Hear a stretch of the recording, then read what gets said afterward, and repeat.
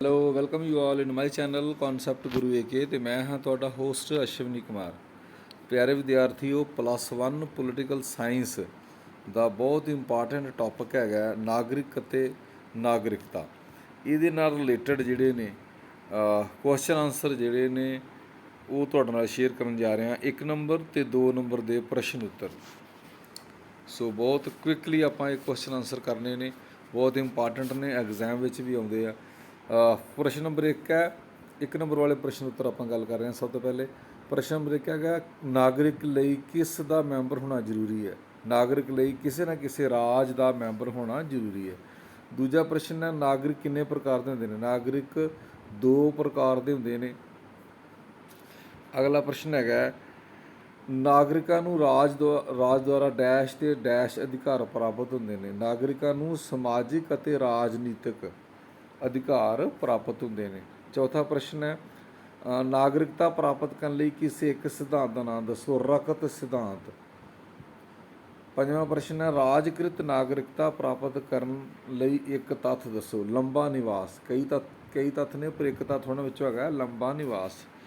ਛੇਵਾਂ ਪ੍ਰਸ਼ਨ ਹੈਗਾ, ਇੱਕ ਚੰਗਾ ਨਾਗਰਿਕ ਹਮੇਸ਼ਾ ਸਮਾਜ ਦੀ ਵਡਮੁੱਲੀ ਕੀ ਹੁੰਦਾ ਵਾ? ਸੰਪਤੀ ਹੁੰਦਾ ਵਾ।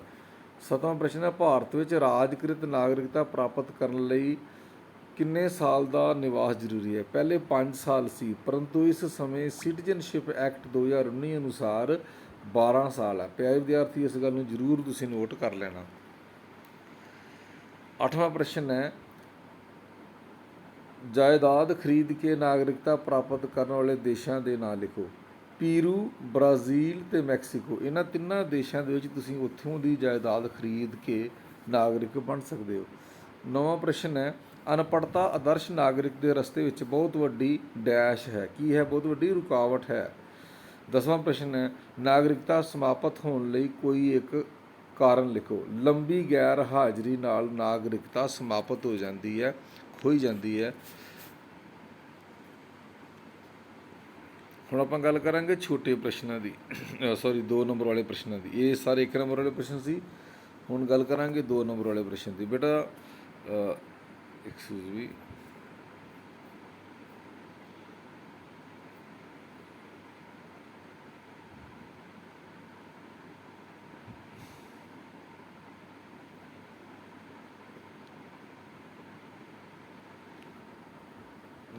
ਹਾਂਜੀ 2 ਨੰਬਰ ਵਾਲੇ ਪ੍ਰਸ਼ਨ, ਨਾਗਰਿਕ ਅਤੇ ਨਾਗਰਿਕਤਾ ਵਾਲੇ ਚੈਪਟਰ ਦੇ ਹੀ 2 ਨੰਬਰ ਵਾਲੇ ਪ੍ਰਸ਼ਨ। ਪਹਿਲਾ ਪ੍ਰਸ਼ਨ ਹੈਗਾ, ਇਹ ਪਰਿਭਾਸ਼ਾ, ਨਾਗਰਿਕ ਉਹ ਵਿਅਕਤੀ ਹੈ ਜਿਸ ਨੂੰ ਰਾਜ ਦੇ ਵਿਲਾਰਾਤਮਕ ਅਤੇ ਨਿਆਇਕ ਪ੍ਰਸ਼ਾਸਨ ਵਿੱਚ ਭਾਗ ਲੈਣ ਦਾ ਅਧਿਕਾਰ ਹੈ। ਕਿਹੜੇ ਵਿਦਵਾਨ ਦੀ ਹੈ? ਇਹ ਪਰਿਭਾਸ਼ਾ ਪ੍ਰਾਚੀਨ ਯੂਨਾਨੀ ਵਿਦਵਾਨ ਅਰਸਤੂ ਦੀ ਹੈ। ਦੂਜਾ ਪ੍ਰਸ਼ਨ ਹੈਗਾ, ਨਾਗਰਿਕਤਾ ਸੰਬੰਧੀ ਇੱਕ ਪਰਿਭਾਸ਼ਾ ਲਿਖੋ। ਲਾਸਕੀ ਡੈਫੀਨੇਸ਼ਨ ਹੈ, ਆਪਣੀ ਸੁਲਝੀ ਹੋਈ ਬੁੱਧੀ ਨੂੰ ਜਨਹਿਤ ਲਈ ਵਰਤਣਾ ਹੀ ਨਾਗਰਿਕਤਾ ਹੈ। ਬੇਟਾ ਤੀਜੀ ਡੈਫੀਨੇਸ਼ਨ ਹੈਗੀ ਹੈ, ਤੀਜਾ ਕੁਐਸਚਨ ਹੈਗਾ ਨਾਗਰਿਕਤਾ ਨਾਲ ਰਿਲੇਟਡ। ਤੀਜਾ ਪ੍ਰਸ਼ਨ,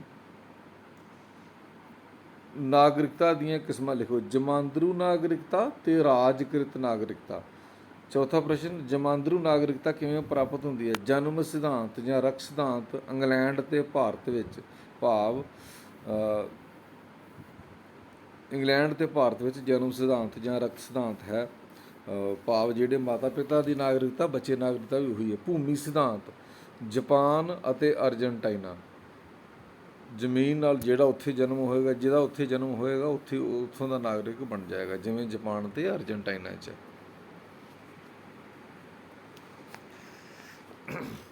ਪੰਜਵਾਂ ਹੈਗਾ, ਜਮਾਂਦਰੂ ਨਾਗਰਿਕਤਾ ਲਈ ਦੋਵੇਂ ਸਿਧਾਂਤ ਰਕਤ ਅਤੇ ਭੂਮੀ ਅਪਣਾਉਣ ਵਾਲੇ 2 ਦੇਸ਼ਾਂ ਦਾ ਨਾਮ ਲਿਖੋ। England, America, France. ਇਹਨਾਂ ਦੇਸ਼ਾਂ ਦੇ ਵਿੱਚ ਜਮਾਂਦਰੂ ਨਾਗਰਿਕਤਾ ਦੇ ਦੋਵੇਂ ਸਿਧਾਂਤ ਪ੍ਰਚਲਿਤ ਹਨ।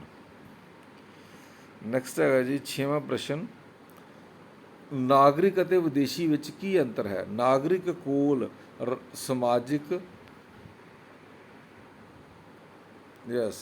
ਨਾਗਰਿਕ ਅਤੇ ਵਿਦੇਸ਼ੀ 'ਚ ਕੀ ਅੰਤਰ ਹੈ? ਨਾਗਰਿਕ ਕੋਲ ਰਾਜਨੀਤਿਕ, ਸਮਾਜਿਕ ਅਤੇ ਹੋਰ ਅਧਿਕਾਰ ਹੁੰਦੇ ਹਨ।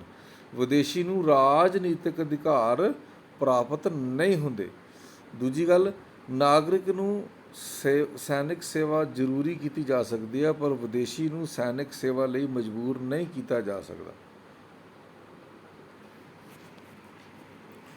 7ਵਾਂ ਪ੍ਰਸ਼ਨ ਹੈ, ਰਾਜਕ੍ਰਿਤ ਨਾਗਰਿਕਤਾ ਦਾ ਕੀ ਅਰਥ ਹੈ? ਰਾਜਕ੍ਰਿਤ ਨਾਗਰਿਕਤਾ ਜਨਮ ਤੋਂ ਪ੍ਰਾਪਤ ਨਹੀਂ ਹੁੰਦੀ, ਸਗੋਂ ਰਾਜ ਦੁਆਰਾ ਕਾਨੂੰਨੀ ਸ਼ਰਤਾਂ ਪੂਰੀਆਂ ਕਰਨ ਤੋਂ ਬਾਅਦ ਪ੍ਰਵਾਨ ਕੀਤੀ ਜਾਂਦੀ ਹੈ।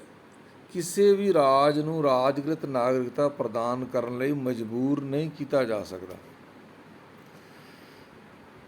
ਅਗਲਾ ਪ੍ਰਸ਼ਨ 8ਵਾਂ ਪ੍ਰਸ਼ਨ, ਦੋਹਰੀ ਨਾਗਰਿਕਤਾ ਪ੍ਰਾਪਤ ਹੋਣ 'ਤੇ ਉਸ ਦਾ ਕੀ ਹੱਲ ਹੁੰਦਾ?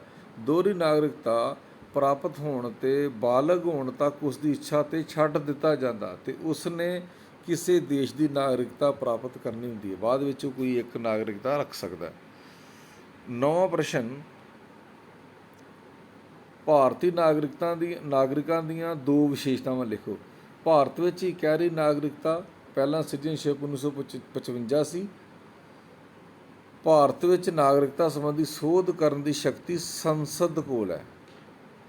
10ਵਾਂ ਪ੍ਰਸ਼ਨ, ਚੰਗੀ ਨਾਗਰਿਕਤਾ ਲਈ ਦੋ ਜ਼ਰੂਰੀ ਸ਼ਰਤਾਂ ਲਿਖੋ। ਪੜ੍ਹੇ ਲਿਖੇ ਨਾਗਰਿਕ ਅਤੇ ਬੁਨਿਆਦੀ ਲੋੜਾਂ ਦੀ ਪੂਰਤੀ, ਇਹ ਚੰਗੀ ਨਾਗਰਿਕਤਾ ਦੀਆਂ ਦੋ ਜ਼ਰੂਰੀ ਸ਼ਰਤਾਂ ਹਨ।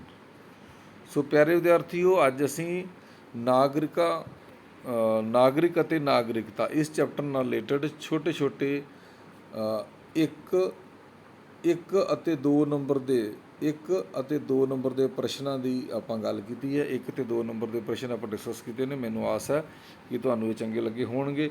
ਸੋ ਜੇਕਰ ਤੁਹਾਨੂੰ ਇਹ ਵੀਡੀਓ ਚੰਗੀ ਲੱਗੀ ਹੈ, ਇਸ ਨੂੰ ਲਾਈਕ, ਸ਼ੇਅਰ ਅਤੇ ਕਮੈਂਟ ਜ਼ਰੂਰ ਕਰਨਾ। ਕਨਸੈਪਟ ਗੁਰੂ ਚੈਨਲ ਨੂੰ ਸਬਸਕ੍ਰਾਈਬ ਜ਼ਰੂਰ ਕਰਵਾਉਣਾ। ਬਹੁਤ ਬਹੁਤ ਤੁਹਾਡਾ ਧੰਨਵਾਦ। Thank you.